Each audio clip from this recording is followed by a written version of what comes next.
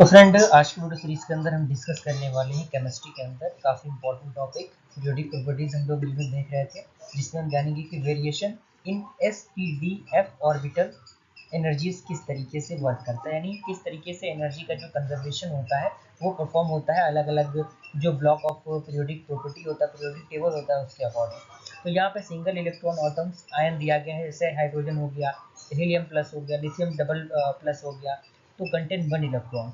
यहाँ पे आप देखिए ये आपका एक न्यूक्लियस है, ग्राउंड स्टेट है, ये आपका एक्साइटेड स्टेट है। क्लियर?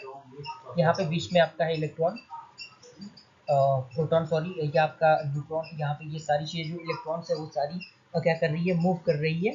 ओके, और यहाँ पे सेल 1 और 2 आपका दिया हुआ है। तो यहाँ पे सबसे पहले देखिए ये आपका एक अलग ब्लॉक है जो कि 2p और ये आपका 2s है। ओके, यहाँ पे E1 क्या हो गया, लेस देन E2 हो गया। सेकेंड आपका क्या हो गया, E2s is equal to E2p, and यहाँ पे E3s is equal to E3p is equal to E3d, same energy orbitals. Okay, यहाँ पे कुछ एनर्जी का कंजर्वेशन हैं जो कि आप देख सकते हैं। 1s less than 2s is equal to 2p less than 3s is equal to 3p is equal to 3d, and less than 4s is equal to 4p is equal to 4d is equal to 4f। यानी ये सारी चीज़ों का जो conservation होता है energy का वो सेम होता है, और ये आपका तीनों का कंजर्वेशन सेम होता है, इन दोनों का कंजर्वेशन सेम होता है।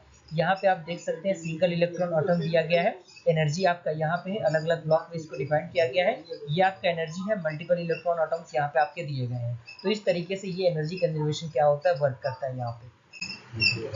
तो इसी में एक टर्म और आता है आपका जिसमें हम multi electron atoms and ions हम इसे कहते हैं। तो energy is decided by the principal quantities, that means number of n and the azimuthal quantum number l both. यहाँ पे एक इलेक्ट्रॉन दिया गया, स्टैटिक अल्टरेशन यहाँ पे है, और यहाँ पे इलेक्ट्रॉन स्टैटिक रिपल्सन है। यहाँ पे आप देख सकते हैं किस तरीके से एनर्जी कंजर्व हो रही है।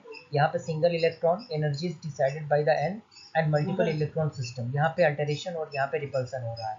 और यहाँ पे एक पॉइंट कह रहा है कि shielding of the outer shell electron from the nucleus by the inner shell of the electron, and shielding effect different for the different orbital. यानी अलग अलग ऑर्बिटल के लिए अलग अलग शिफ्टिंग जो आपके शिल्डिंग इफेक्ट होते हैं वो होते हैं।